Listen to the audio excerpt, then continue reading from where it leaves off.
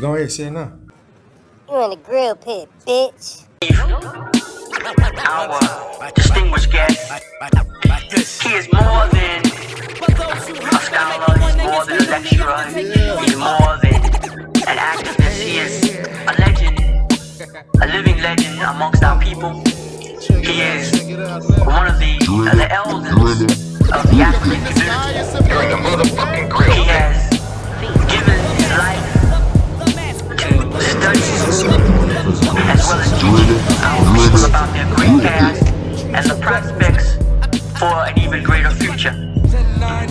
He is a man whose presentation of history is penetrating and powerful, and he has a way of bringing history alive. And I think that those of you that have heard him before, and those of you that are going to hear him tonight, know that there's no one that is quite able to put history, I'll describe it in quite the way that our lecturer tonight does. It is with great pride and pleasure that I present to you, and I also ask that you receive with as warm a reception as you can receive. This is SAF money, your prison money. And I'm gonna give it to you, bro. Or I ain't gonna give it to you at all. IGSTS on GP. You feel me? White MFers. I don't give a fuck what anybody says, because it's America and you should be able to do and say what the fuck you want. God bless America. A man who was accepted as a god in Europe long before the birth of Christ, accepted quite a few Africans as deities. Imhotep, this great African who was the world's first multi-genius. This is SAF Mo, your prison lawyer. I want to welcome you to the Grill Prig. Thank you, doctor, for that introduction. I couldn't have said it any better myself. And you're in the Grill Pig. And of course, this is SAF Mo. And I'm so very happy to say IGSTS has been instrumental in helping our dear brother to move one step closer to freedom. Derek Jordan has been granted a resentencing hearing, and that hearing would take place in the month of September. Next month, y'all. Next month. So everyone, pray for his immediate release. Listen to his update. All right.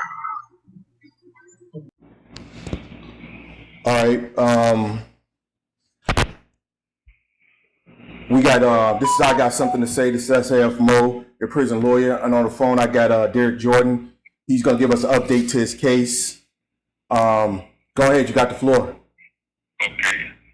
Currently, I'm currently being held at Cook County Prison, Cook County Jail, after the federal court finally reversed my sentence, declaring it unconstitutional.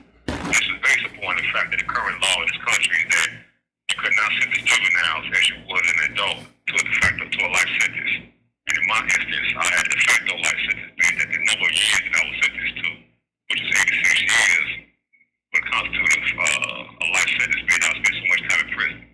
So what that means is they have to go back and review the transcripts at the time which my sentence was imposed and to see whether or not the judge considered these factors before he imposed my sentence. And of course, he did not consider these factors such as rehabilitation potential, other factors such as the potential to educate themselves in a situation that they, as well as maturity that was displayed during the crime. So being that the judge failed to consider these factors at the time, they have to impose a new sentence. And right now in Illinois, what they are saying is that the sentence that is to be imposed cannot be as you would in an adult. In my case, the judge imposed a sentence of 86 years for the purpose of sending a message to the community. And of course, they said you cannot use that for juveniles, being that juveniles have no way to appreciate the charges that they are facing. So, okay, do me a favor with that too. What case are you citing that says that? Specifically from the United States Supreme Court, it's Miller versus Alabama. Okay. Miller versus Alabama, they said it's the stage for it. Then Montgomery versus Louisiana made it retroactive, making it so that being that I was sentenced before the case came down, allowed me to use that case to have my sentence reconsidered. Okay. And now this was a post conviction filed back to the court for a sentence adjustment. Is that the vehicle? Okay, that's the vehicle you used. And then did you do a pro se, or did you have a lawyer put together that brief? I started the pro se. I did it myself to the Cook County judge, and the Cook County judge brought me in, of course, denied. No sooner than she denied, the appellate courts denied. But the Illinois Supreme Court resent it back, told the appellate court to reconsider their rule of denying my petition in light of a new case that came down in B versus Buffer. In B versus Buffer, the court said that a sentence of more than 40 years constitutes a de facto life sentence. So therefore, that's what they used to vacate my sentence and send it back to the Cook County Circuit Court. Okay, so when it was getting denied, did it get you frustrated because the court wasn't recognizing the law, or you always had the Illinois Supreme Court in the back of your mind, like they're gonna at least give it a fair look at, and then they're gonna actually make the appropriate decisions?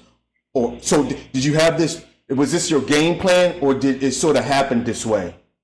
Actually, I was expecting for the Cook County Court judge to rule in my favor, being that it was a clear-cut issue. However, she misinterpreted the law, being that in the post-conviction, they changed the law in the post-conviction. So in order for us to file a successful post-conviction, we have to show that some objective factors prevented us from raising this issue in the previous petition. However, the judge in my case, she used the wrong standard. She used the Pittsburgh standard. And the Pittsburgh standard is saying in the previous petition. And of course, in my situation, well, actually, the post-conviction statute, it says in the initial petition. Of course, I could have raised my initial petition, being that the law was not yet developed in the time which I filed my initial petition in 1999. And so that's how she misconstrued the law in my instance and denied my petition. Based upon the fact that I had filed a previous post-conviction, a successful post-conviction, but I had not raised the issue. And so due to that, of course, she denied it, the appellate court denied it, but for the Illinois Supreme Court to actually rule in my favor and vacate and send it back down for resentencing. Okay, because I've never really seen it go like that in the state of Minnesota. So when you file your post-conviction, it goes to the judge that made of course, the presiding judge, or the judge who was on it, and then from there you go to the Minnesota Supreme Court. You can appeal that ruling, and it just comes down. So it seems like you guys got 3 different levels that you can submit yours to, because we only have the 2. You go and then you can then take that argument if it's got federal merit to the feds, and then you basically you're done after that. So that's interesting, because I kept listening to you, and we don't have that same structure in our court system. But they've set up a couple of different other review units to do it. But it just, to me, when we were talking prior, your last conversation with us, this is I got something to say. This is SAF Mo, your prison lawyer, and I got Derek Jordan on. This is the 3rd time, but he's bringing us good news. You were talking about the judge.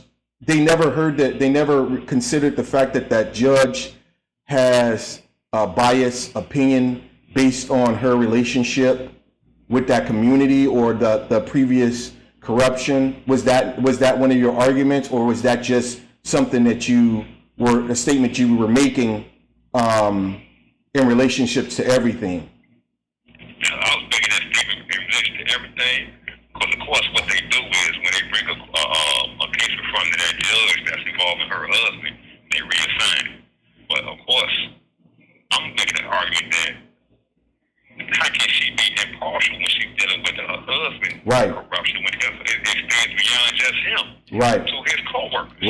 Right. Well, so if she was maybe dealing with a coworker, that person may not actually work with him, but he's still in the same work field. We're talking about a structure. We're talking about individuals who eat together, who talk, who kick it, who party, who's going to the same birthday parties. So we saw. So she's not just the judge, and she goes home and she's got a regular life. And usually the people you work with are the people you socialize with. So now you're trying to ask her to make a decision on something that she can't make a decision on because it's going to affect her home life.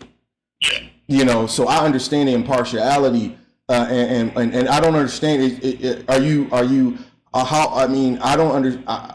How hopeful are you, or what's your mindset going back in front of this judge for probably like the 5th or 6th time?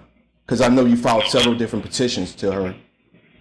Yeah, honestly, I'm still holding myself to the point of thinking that it's justice will prevail. Okay.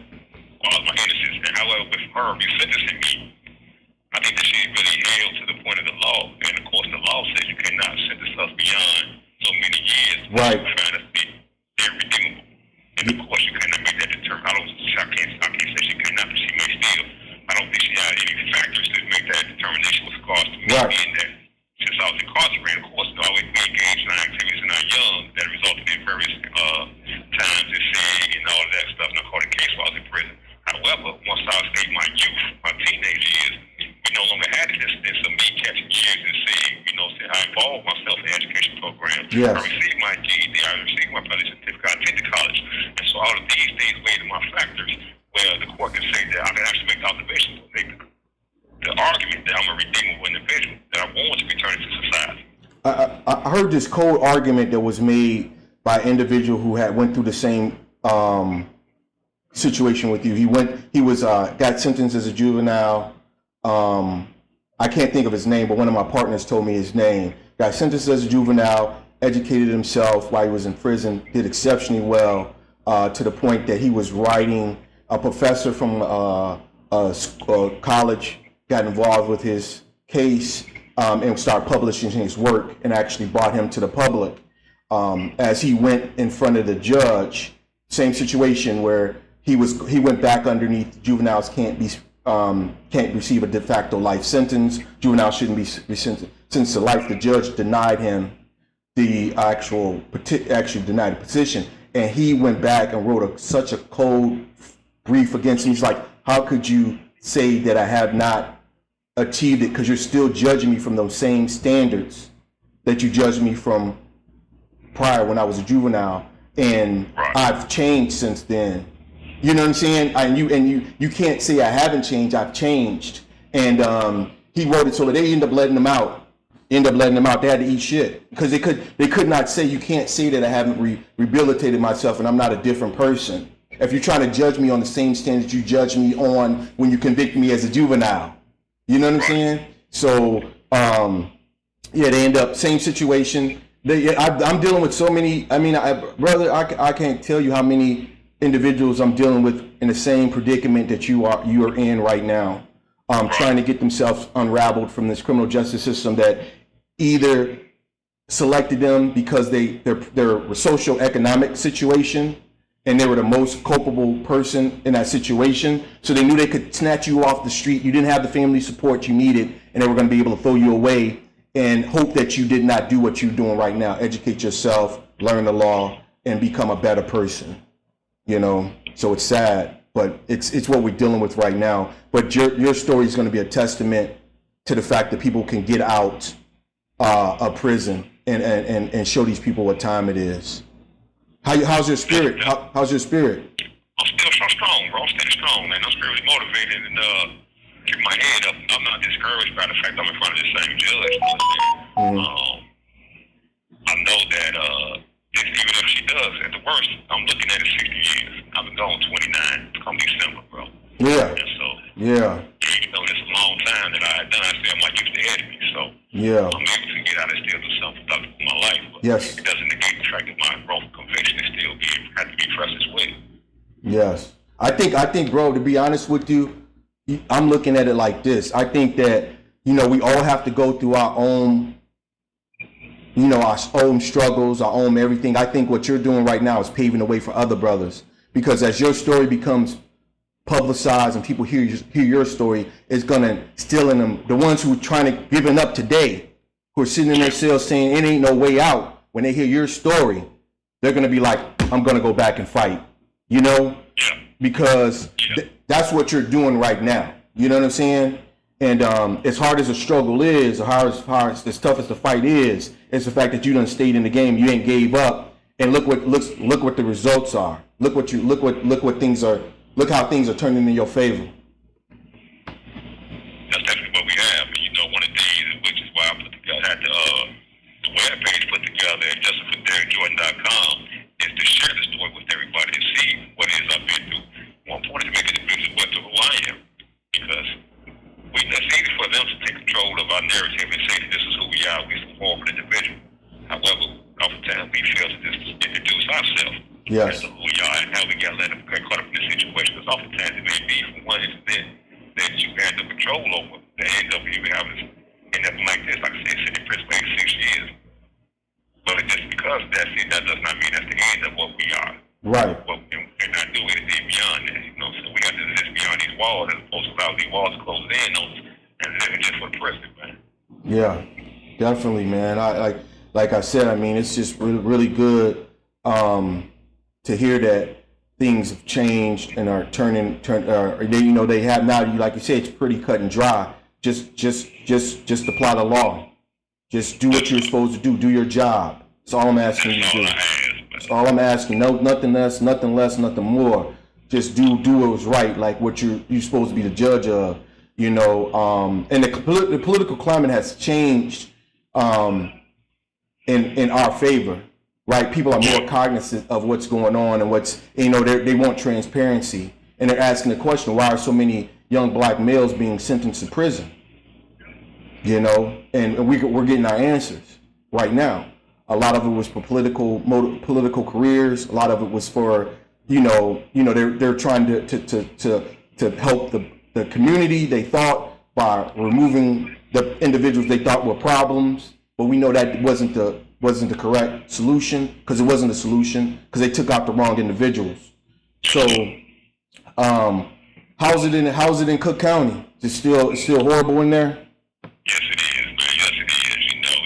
I was saying this would be a perfect place for Chicago to be able to address the problem that they're dealing with. Mm-hmm. You got guys sitting in this county for years on end fighting cases, but you're not taking this time to address the problem that they had that resulted them in this county. Right. You're not giving them the class, not giving them the program, not giving them the opportunity to address whatever it is. If an individual called a robbery case or a shoplifting case, and while he's sitting there, this would be a perfect time to identify that problem that he had that resulted in him to go to that restraint. That makes a lot of sense. He's not addressing this. He's only forced to deal with that, get out there and be worse, because while he's in there, he's taking resources out of his family, out of his community. So he may go on to a worse situation and have to be forced to do something that's just as tragic as what he did the first time. Brother, say that one more time. Say it so, because that's pivotal. That's a concept of an understanding that I have never really, I understood it, but I was never able to articulate it as well as you did in just that moment. So go ahead, just replay that. Say that. Hit me with that piece one more time. Well, we are sitting in this county for whatever crime we are sitting in this county for, a fight in this case. This is the opportunity that the Cook County or any state has, or any city has, to address the ills that person was dealing with in the first place that led him to this situation. If an individual was put in a situation where he had to rob somebody, rob a store, be it that he was hungry or whatever situation may be in, by learning that problem while he's in this county, it can be addressed that problem, providing whatever resource that he may need necessary to rectify that problem, so that when he get out, he can return to society and contribute to society as opposed to taking away from society. Right. And we basically saying when people do things like that, certain crimes, they're actually crying out for help. That's a crime desperation. Yep, and the help that the state will institute is placing you in prison, making you worse off, or making the family worse off. So you slowly. So if that individual was the only person hustling in the family, and for whatever reason, and you take him away from the family, now it's even worse, because even worse. So now you got children who are going to enter the system because they're lacking, they're deficient. So they're going to probably either go out and do the same thing or do something even worse. So yeah. That family that he was trying to feed, now he's unable to feed them, so that family's going to be desperate as well. Yes. And that's going to perpetuate the cycle even further. Right. And like I said, it's really simple. Instead of them, making them take a plea agreement or put them on paper or making the situation worse, here's a time where we have social services come in and go into that family and try to strengthen it, make it and strengthen it, whatever it might be, because there's vast programs around. Up in Minnesota, there's a lot of orgs and coalitions that's getting state money to do these deal with these situations, and what I'm getting at, it's all reactive. Okay, let me explain. Instead of being proactive, it's when the guy is gone, when the mother is gone, they come and get the kids and put the kids in foster care. Now it's too late. Now it's too late. It's too late. The family dynamic has been ripped apart. You know. And you're going to have this mother going through tooth and nail to get the child back, as opposed to finding out what got her in that situation in the first place. Right. Addressing that. Right. And that's what we're dealing with, man. That was a, right now you enlightened me, gave me another plight to my conversation and another block to build on by you hitting me with that. And that's why I love talking to you brothers, because it keeps my knife sharp. You know what I'm saying? Because it's just seeing the system for what it is. But like I said, there's corrective measures that we can apply to it to get it corrected. And it goes right back to being proactive, and it goes right back to having you guys come home and be instruments within our community. So then we can look at it, have another vision, because that's what we need. We need people refocusing our vision, because too many individuals have taken the lead and they really don't. They've been misleading us, and we need to come back and have that guidepost put down there. No, this is the problem. Here's the situation. We can't keep doing it like we're doing it. It's always been lies and false, and they're giving us false information. So, man, this is a great conversation, man, I'm having with you. I definitely agree, because one of the issues that who would be better able to address the problems that we have in our community than those who participate in the problem that we're dealing with in our community. Yes, sir. Those who have been to prison or was arrested for selling drugs, they would be more equipped to return to society in the community and address the reason for the drug dealer, the reason for the drug smokers. Because desperation, like I said, a desperate situation creates a desperate reaction. And so once we can address the fact that why this individual got selling drugs, why he's doing it in this community, then we can get him to it, come up with remedies and solutions that can help other individuals that are dealing with that same problem. Right. As opposed to we taking about the community for 30 years, then sending back to the community, old and washed up on it, really off his, just trying to live his best day-to-day life. Yeah, right. You're right. I mean, you're 110% right, man. Let me ask you a question.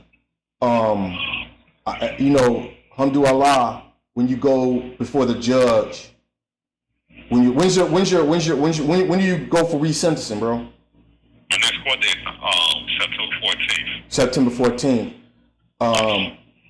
Alhamdulillah, you go in front of the judge says, time served, you walk out the door. What's the first thing you're going to do when you walk out the door, bro? I don't even know, man. No, you ain't getting off that easy. What's the first thing you going to do? Impulsive reaction, man. To say I have anything contrived, that'd be too inauthentic, man. I've experienced that before. Never been a person get out. I know you're gonna have tears in your eyes. Just thinking about that day. They're thinking about all that time you served, and thinking about this wouldn't be possible unless you put in hard work. So I know you're gonna have tears in your eyes. I'm praying that I'll be there that day and can get and talk to you when it happens, because I know it's gonna be a joyous day. Yeah, and I know it's coming. It's your time, bro. You don't work too hard. You know what I'm saying? For it not to be your day. For you not to get back in the court, for them not to address the issue. You done serve your time, then some, for something you did not do. So yeah, I mean, it's just crazy, man. Yeah. So what else is going on with you? What else you want to talk about? I mean, I know you want to continue with the what else? Go ahead. Hey, I think that the main thing to be addressed, man, is the other side of it, man. How we get our communities more involved, man. Yeah. That's one of the things we need, man, to get our communities more involved, get involved in the election of these judges and state attorneys, so we can not wait till after the fact and try to rectify it when we had a chance to do it when they get running for this office. Because oftentimes it's the state attorneys that play a pivotal role in the number of convictions that we sell. Yeah. Yep. My thought process, my process is to form a coalition for those states and those states that don't have that where we can get together that's got you get your rights restored. What we should do is form a voting block, and with the voting block, what we should do is get us a coalition of individuals, who we put on the ballot, right? And we specifically go after those, county attorneys, judges, individuals like that. So we once we become a voting block, then they have to listen to us. It's going to give us power, and once it gives us power, we're going to be able to change the dynamic, and that's how we get back to it. Because right now, a lot of individuals who are felons, it's not like they don't know they can vote. We don't have enough power. And a voting block is if we're across, like if we have 30 some states and we get together with, and we all say, this is what we're going to do. So they're going to have to come talk to us. They're going to have to come see us. So that's what they're going to, it's beyond the vote. It's the political power that we'll be able to yield for them to listen to us. Because the problem is that they feel like they don't have to listen to us because it's just you. And so as you get out and you step out that day, I love to sit down and talk to you and politic with individuals around the nation and actually trying to solve these problems, like you said. He's locking us up now, bro. I gotta get out of here, but I'm trying to call you back some more time. Get on this more about the solutions to the problems we facing. But I appreciate talking to you today, bro. Yes, sir. Thank you for calling, bro. All right, take care. Government should get this same resentencing because they gave him life, but they didn't consider him during this time. This is Marvin Haynes that's locked up, but he's not. He should be vindicated. There's no need for resentencing him because he's innocent of the crime. Mm-hmm. So I don't know if this is a good measure for him. It's just another door for him because what Derek's basically saying is that as a juvenile being sentenced, you have to factor in his ability to be rehabilitated, his ability to be educated, his ability to be corrected. And when you give him life, you're basically saying that individual is irredeemable. And what age does a man, a male, not a man, a male brain start developing and start to think cognitively about the decisions and the actions that he do? Right, it's been different. Not at 14, peer not at 15, not at 16. Reviews. Some went from 25. Some people maybe say 28, 29. Mm-hmm. For your skull to be fully formed and your understanding. Women mature a lot quicker than males. Yes. Because just nature. Women are very intelligent, and they are nurturers by nature, and they're the reasons why we're here. So of course they have a bigger role. So they have to mature faster because when you have a female having a baby at 13, mm-hmm. You know what I'm saying? Mm-hmm. It's different than a male. Shooting semen and then leaving. Female has to raise that child. Mm-hmm.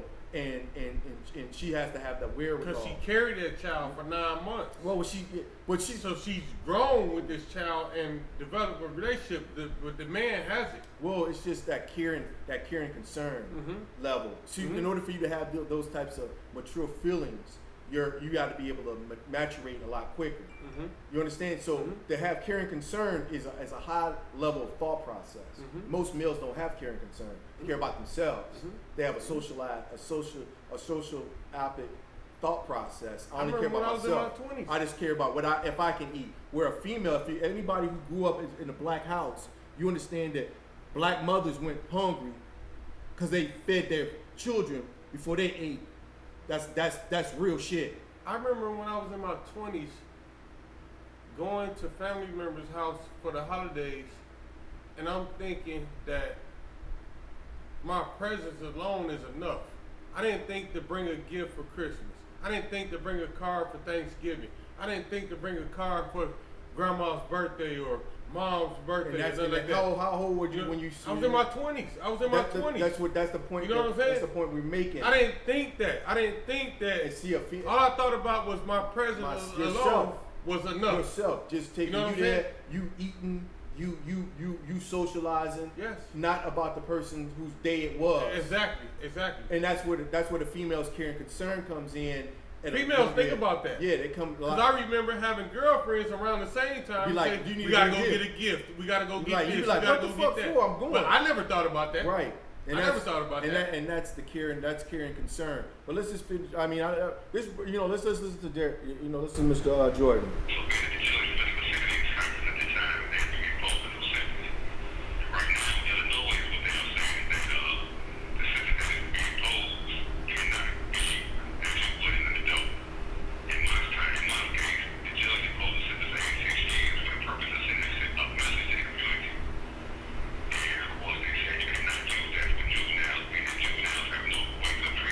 And we seen a lot of that with Marty's case, with Marvin Haynes' case, with Richie Rich case, with all these cases that the judge, even my shout out to my man Zeus, Timothy Richardson out Detroit, got life in prison. And the judge, I read his transcripts, the judge said specifically she was going to send a message to the community by giving his brother life in prison without the possibility of parole. And that's the utilization, the conversation they're having now with our youth. And black folks being so disconnected from our youth, and that's why we had that initial conversation between Charleston White and Soldier Boy, because we can see it reenacted. And a lot of times people be like, "Oh, you got the old and the new. Oh, being wrong. SAMO, why you? SAFMO doing it because I'm trying to teach, because I can only show you through an example. It's like, why is this old brother and this young brother beefing with this young brother? When we supposed to be teaching our youth. Shame on us. Shame on us. Shame on us. We ain't supposed to be acting like them. We ain't supposed to be glorifying them. We supposed to be the teachers of our youth. And we sitting up there idolizing them. Bad because they got more than we have. They should have more than we have, but they should be a community so strong that right now we be talking about nation building. We should be talking about, we're launching our first satellite. We should be talking about building our community. They talk about that Wakanda, whatever the fuck it is, that one theoretical place they come up with. They talk about it and idealize it and make it up something. Akon is actually building that city right now in Africa right now. See, okay, let me just break something down to you. That like a city, we can build a city right now. Me and you. We don't need, we need land, we need things like that, but a community starts with just individuals that are coming to agreement and understanding. So Wakanda's not built by a city, it's built by thought. But you can say idea, but right now, we can start Wakanda in America. Mm-hmm. We don't by loving on each other and not hating on each other. Our community. And stuff yeah, like when that. you see another black brother, you say, "Hey, what's up, brother?" Yeah. You say to these new cats, right now. These new cats, what they say, "You ain't my brother. You ain't come out of my mama pussy. Fuck that. You ain't gonna never be my brother." You know what? I'm gonna tell you something. I still go to clubs right now, but I used to go to clubs in the 90s, and somebody step on my shoe.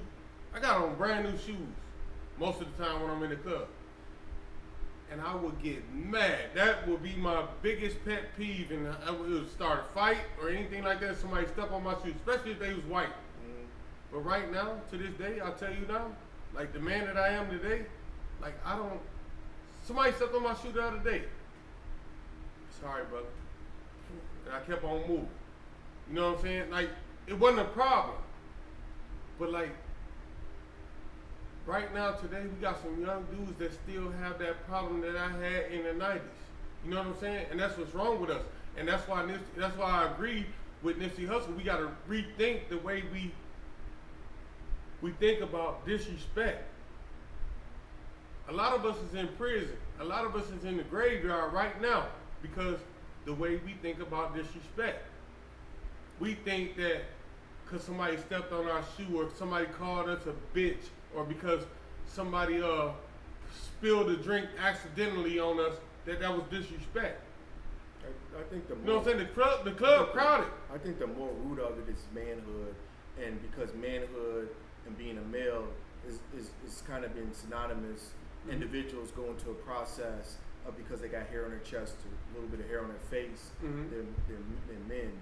And disrespect as a male is different. because a male who feels disrespectful is striving to be a man, and he feels like his manhood has been in jeopardy by you doing something to him. He must defend his manhood. So back down, just one step. Like a man is there to protect his community. You a bigger man if you walk away. A man is there to protect his community. See what this capitalist system has is now it's protecting this materialistic.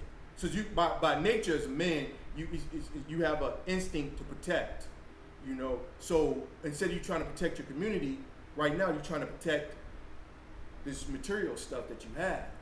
So you want to risk your life, but you don't understand it because you've been miseducated. You don't understand why that protection mode. So as soon as you step on my shoe, I want to fight. Yeah. But when you go disrespect your community, or I got somebody standing for my grandma's house, I don't want to fight for that. When you see silly stuff going on in the community that you should be fighting for, you don't fight for that. But you want to fight when somebody step on your shoe because you've been reconditioned to know not so disrespect is correct, and when it comes to malehood, but it's been misdirected to when you step on my shoe. But that's what they want us to do, right? Because it's two niggas fighting. You know, and I use that word, and I mean it exactly like I said, because brothers ain't gonna fight. We gonna work it out. Brothers are always gonna work it out. Right. Like you said. I like the way you said that. I'm like, brother gonna be like, my bad, bro. It's all good, bro. But how you doing? You go to drink. But two niggas arguing. They gonna fight. They gonna fight. They gonna get into it. They gonna shut the club down. They gonna get their guns. They gonna shoot some innocent people. And they gonna go to jail and start crying about it. And somebody going to the graveyard. Right, because a shoe that costs you $5 in China to make. I don't give a fuck how much that shoe. I don't care if you paid $200 yeah, for it. $5. Like you said, it cost $5 in China to make. They shipped it over here. Yo, goofy ass trying to kill somebody over it. Cause you drunk as fuck. Let's keep playing, my man.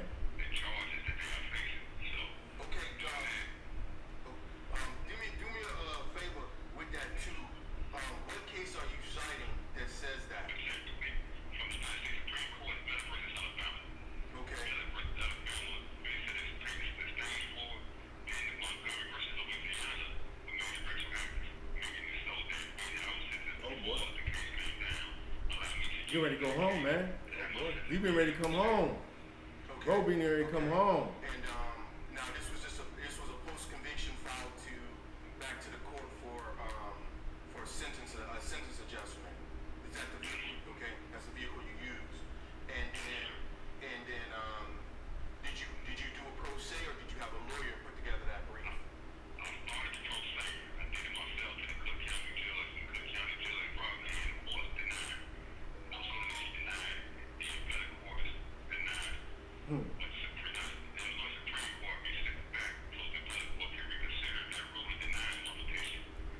See, Minnesota, they do it different.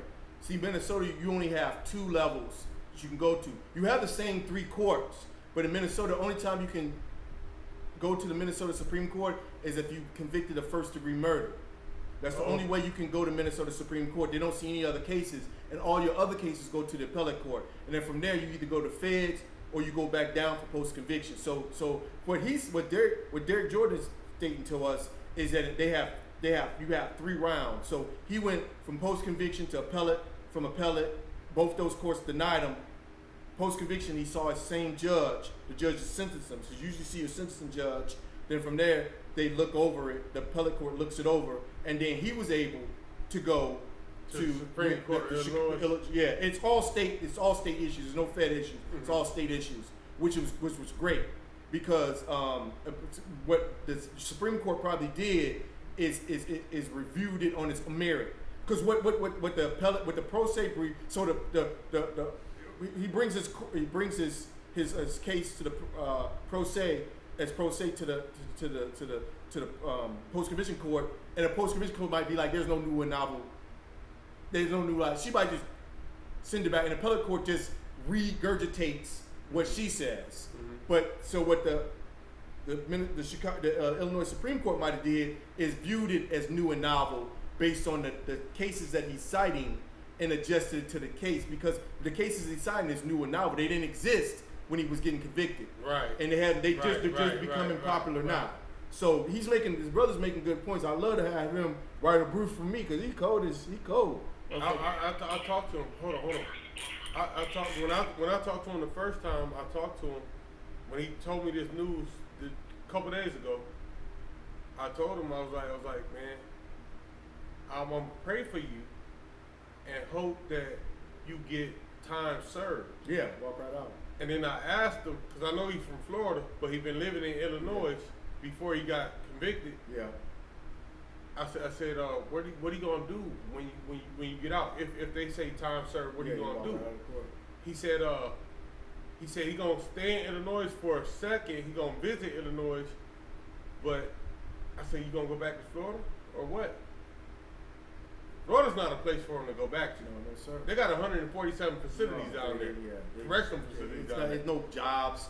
I told him, I went on to tell him that Minnesota is a felony-friendly state. Yeah. I am a 4-time, and I went on to tell him this, I'm a 4-time convicted felon. I work at a halfway house. I work at a nursing home. Got a place to stay. I got a place to stay. Yeah. I'm a caretaker at my place to stay. Yeah. You know what I'm saying? And I work at a bar as well. Yeah. Bar/restaurant. Mm-hmm. You know what I'm saying? Like, these are things that are unheard of in Florida for convicted felons anywhere in the United States that I know of. Well, specifically Florida. Other places have economic problems. Mm-hmm. Florida's got an economic problem, but they also dislike felons because they're the stupid ass Republican place. What? You might have a good chance in Texas but you also dealing with the fact that he's an older gentleman now that has no Social Security. I'm gonna give you so he's gonna have to do a lot of labor. I'm gonna give you a prime example. Unless he joins an org. Before I went to the feds, I was making like $14 an hour working at an oil change place up here in Minnesota at Jiffy Lube. Then I went to the feds and I got out, and then I wrote on my resume. I applied for a job at an oil change place down in Florida. And I wrote on my resume that I got experience in this and that. They hired me. But guess what they hired me for? How much? $8.50 an hour. What the fuck you working on? What year was this? 2009? Yeah. 2009. Yeah. That's not even, that can't do nothing. I mean, the cost of living where I was living at in Florida was really cheap. I was paying $450 a month for a 2-bedroom house. Mm.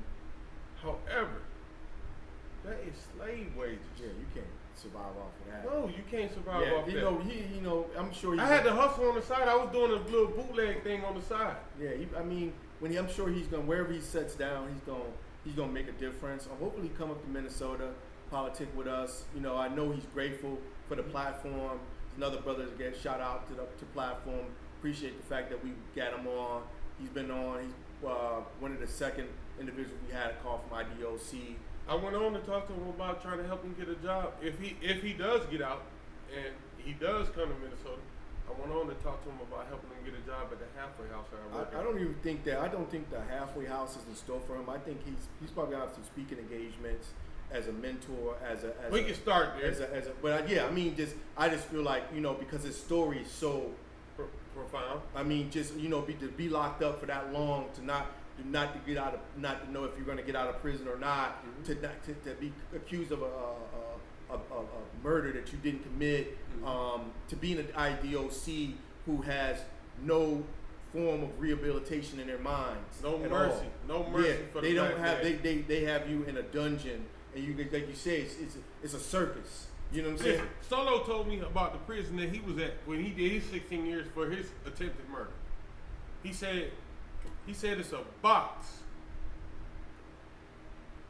like this, and in the middle of that box, cells right here, cells right here, cells right there, cells right here.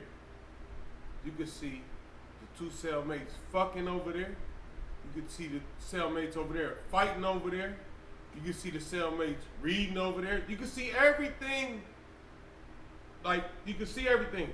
And you just sit there and you sit there and you sit there and there's nothing. You can't come out but 1 hour a day. And the other 23 hours, all you do is it's like you watching a movie. You watching what's going on in all these cells around you.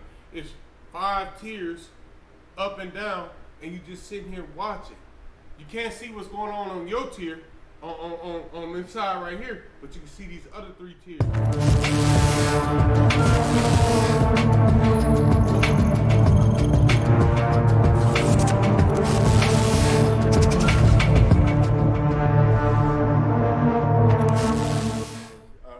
So I go on and I explain this, and I talk to him about a gentleman who I think it was in Colorado or something like that. One of my partners told me about him.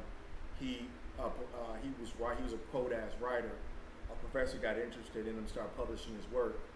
The guy I got to figure out what the name is. He's gonna, when he calls me again, I'll ask him what the name is. Hopefully he calls me before I produce this episode and I can put it in. But he goes in for it. He gets a resentencing list, like because he was making waves in the community outside of prison, so people started noticing him. So he went back before the judge who sentenced him when he was a juvenile, and the judge sent him back to prison, even though this guy must have got his master's degree, or he was just doing phenomenal things in prison, just unbelievable things in prison. But he was sentenced as juvenile who would have life. But then, you know what I'm saying, he goes back to the court based on that juveniles can't be sentenced. Yeah. Okay. And the judge sentences him back to life, and he wrote a cold rebuttal brief to the judge, and basically said the same thing, like, how could you utilize those same criterion to re-sentence me again when I've showed you I have changed? I've showed you I have changed. So it's like the standard, like they want to keep saying that same shit. When you're showing them, I've done all these things. I'm teaching in prison. I'm doing all these things in prison now to show you that I was not that individual. You should throw this life away. But these white fucking people are so stupid when it comes to these judges. So it's not even a black judge would have that same concept. It's that right, that racist. That racist right mentality. Yeah, you got that mentality in your mind that you're doing something for the public, and it goes back to what Derek Jordan was saying about trying to appease the community. And if you watch the Marvin Haynes video, you can see that with Amy Klobuchar and Keith Ellison. By them, once Marvin went to prison, Amy Klobuchar is standing in front of the flower shop for a photo op. Keith Ellison is walking in the 1,000-man march for a photo op. That's all it becomes is them pushing their political career even further. He's going to say, Derek Jordan's going to say, just pushing a political agenda. I just want to listen to the rest of this. The whole audio is going to be on Spotify, so you can check it out. Listen to Derek Jordan's whole audio. The reason I stopped it here is because he said something profound that he elevated my thought process when he said what he said. And I regurgitated what he said and simplified it. But what he says is that when a person goes to county jail, say if he commits a robbery, and your solution to the problem is, Ron, you just committed a robbery. I'm going to lock you up for 5 years. And the fact of the matter is that your robbery, or what you was taking, or what you were doing, whether it's selling dope or robbing, was actually helping your family. Right. So now your family's worse off now. Because that little bit of drug money you was doing, the little bit of, because now you're locked up, now you become a burden to your family. You're not able to provide. You can't provide. You was the only one that was making, mom's money was going so far, but you was giving a little bit extra. So with that being said, he said, when they get locked up, based on their crimes, here's the perfect time for social services to come in, figure out what the problem is, correct the problem, and help that family move along. How you feel about that? And that's what I was going to ask you. Like, okay, you paint this victimizer in a victim role because he's doing it for his family, to take care of his family. However, what about the people that he hurt during his victimization? You understand what I'm saying? Right. What about them? I know he's doing it for his family. I know I sold dope for my family. I know I sold dope to make money and to make ends meet and stuff like that. However, what about the real victims? My family was a victim because we didn't have a way out and stuff like that due to colonization and Right. slavery and all that shit. Right. However, So he goes and robs a white person who has what he doesn't have. right. So now the right. white person's the victim. White person's victim. And I'm saying, White but, person's but what, it's to me right now, it's you trying to establish who's the victim. My thing is, but in this court system, they decide who the worthy victim is. So in Marvin's case, shout out to Marvin Haynes, and them, like everybody, Robert Johnson, everybody working on his case. Shout out to them. Peace and love. I wanted to say that his case, when he went into when supposedly allegedly went into this flower shop, he wasn't the victim. The white lady was the victim who told the story that they manipulated. See, the problem we have with the conversation is initially we were the victims. Who's really the victim? We were the victims when we came to this country. And you economically depressed us and oppressed us. Now when it goes back to what you were saying at TGA, whatever the fuck his name is, when he was talking about Gucci and all this other stuff, we're striving to get those things that we want to get, and how we get them is wrong.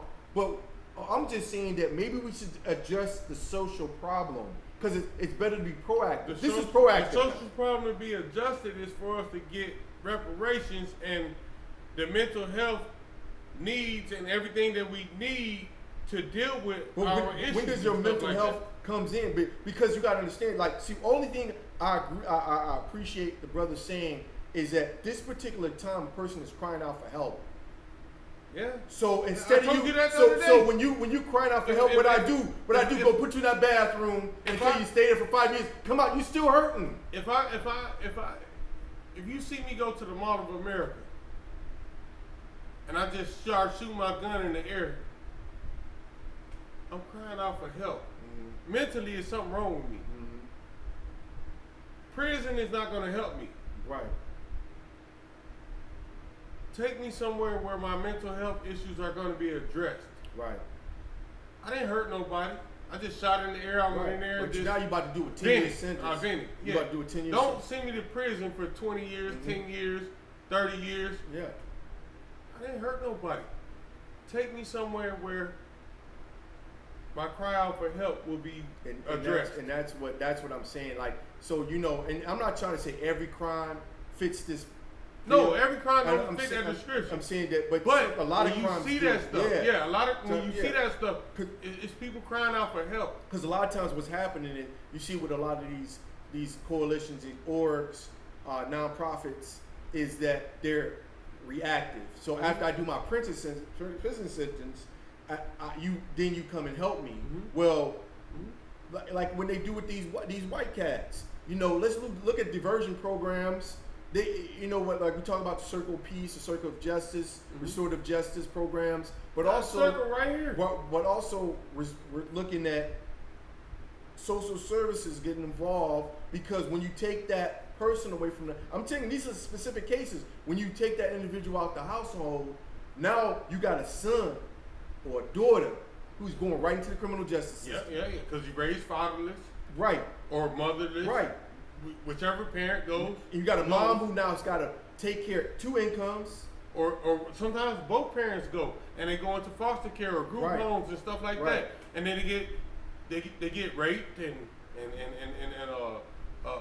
introduced to other lives of crime that they never knew nothing about. I mean, it's just in Africa. I'm gonna close with this so we can play Mahdi's real quick and then do what we're gonna do after that. But I was gonna say that in Africa, there's no such thing as a nursing home. In Africa, there's no such thing as an orphanage. There wasn't. In Africa, you didn't see people in prison because we had a community. There's no such thing. All those terms that we utilize now is created by these new institutions. Speaking of that, I don't mean to interrupt. I'm sorry for interrupting, but I want to tell you about the Ubuntu tribe. The Ubuntu tribe in Africa. It was a tribe of people, and they came there and they put like, say for instance, a basket of fruit in the middle of this tribe, and they said the first ones to get it gets it. You know what they did?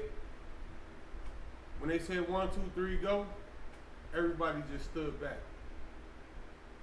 And they all came in together at the same time and split it amongst each other. You understand what I'm saying?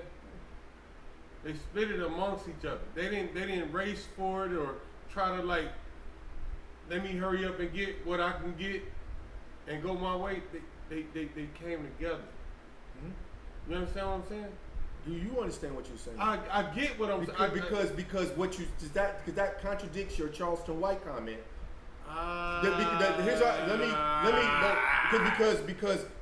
Because remember I brought up religion and spirituality. Mm-hmm.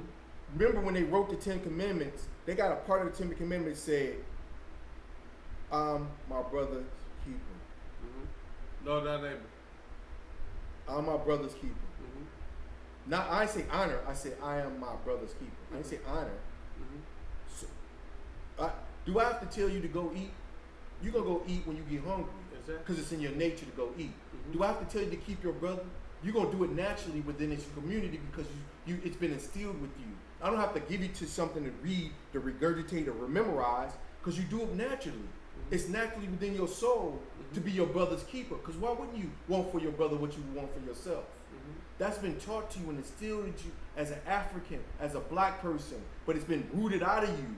Now you're gonna be, now if they put a bowl of fruit, they put a bowl of money, they put $7,500 down, they're subject to suck a motherfucker's dick for it because that's what you're gonna run for. That's what the white people are willing to give to you, and that's what's wrong with it. So I said I didn't bring that Charleston White up to I brought it up because I want our youth to understand, like, you don't have to do that. We can all get it together, brother. Mm-hmm. We can all work together. We can become a community. That's it's within us. It's within us, but it's getting rooted out of us by individuals like that saying this stupid ass shit, and everybody saying he's right.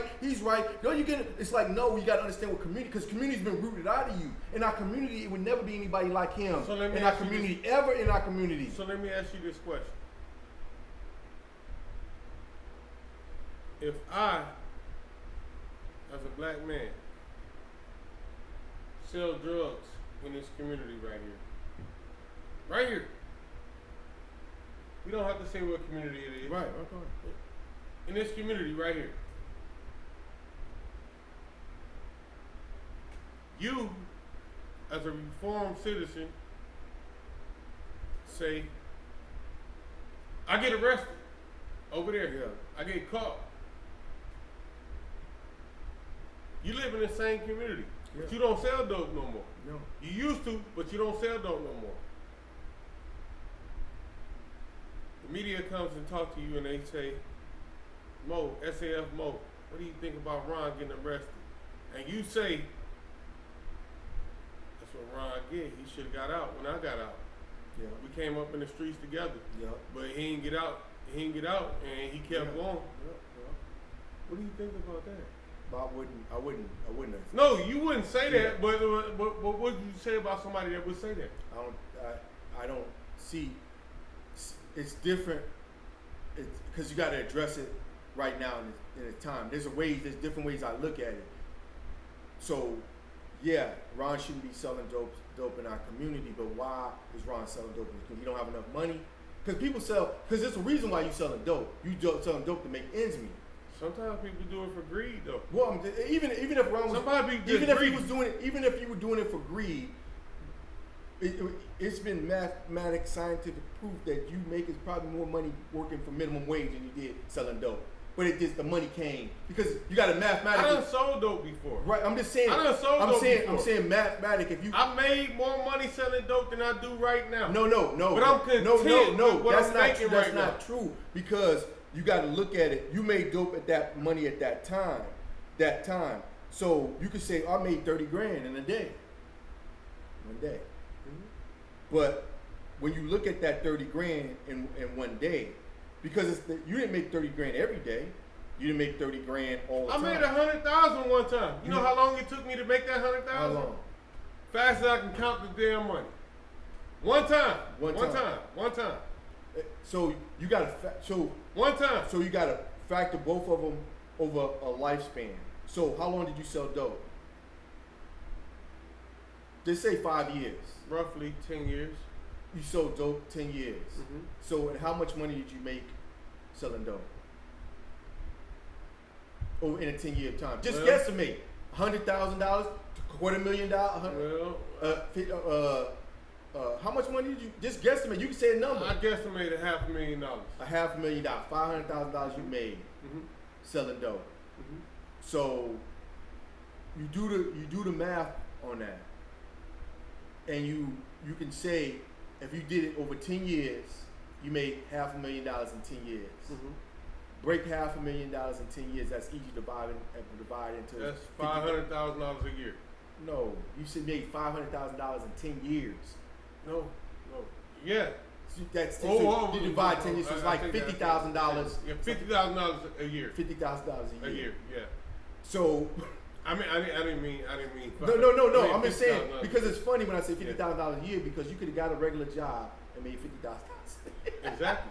That's what I'm trying to tell you. Exactly. You're not making more money. You can make more money because the drug span is going to cut off. But you can still be making more money than the $50,000. So you would have actually made more money if you didn't go to jail. Because when you go to jail, all that time stop. But you can still be out. And then you spend the money you got saved up on lawyers and bail. I'm saying, so really, it's just if you got to actually do the mathematics in it, you actually make less money selling dope. I'm just saying, but I mean that's just me. That's being petty about it. I mean we can be petty about it. I mean, shit. Who don't want to make $100,000 as fast as you can count it? Exactly. Right, and spend it as fast as you can count it. Exactly. But the fact of the matter is, when you look at it, you can actually go out and get you a square ass job, keep and your make ass the same money and stay your ass out of prison, and then be doing better because you've been working at that job for like 10 years now. You should be a supervisor.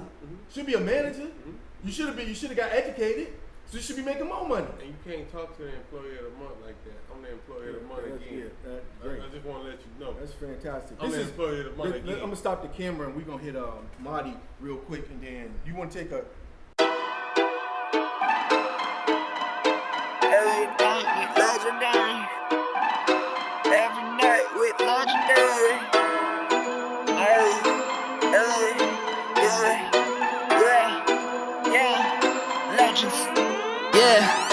Got me so stressed, I'm going ghost. I'm from Detroit, but I travel the coast. As bad as they come, what I want is so close. Tats on my arm, family think it's a joke. My body's the canvas, living life to the fullest. I was on the phone with my homie in a pen when I wrote this. I hope that they quote this, I hope that he noticed that I'm in control and I'm keeping shit focused. This is my year and I notice, mixing the potion till we get explosive. So close to the top that I taste it. Whoever you think got the crown, I'ma take it. I've seen the vision, no LASIK. She pop a pill and get crazy. I bet your girl is a fan. She fucked the crew in the vans. You asked me to chill, yeah, I'll do what I can. Every night my gang with me rolling so deep like the cemetery. Jet lag from the last when it started heating up back in February. From Detroit to Los Angeles, we here to stay, this ain't temporary. Riding through the city with these bad bitches, I swear to God, we legendary. We legendary.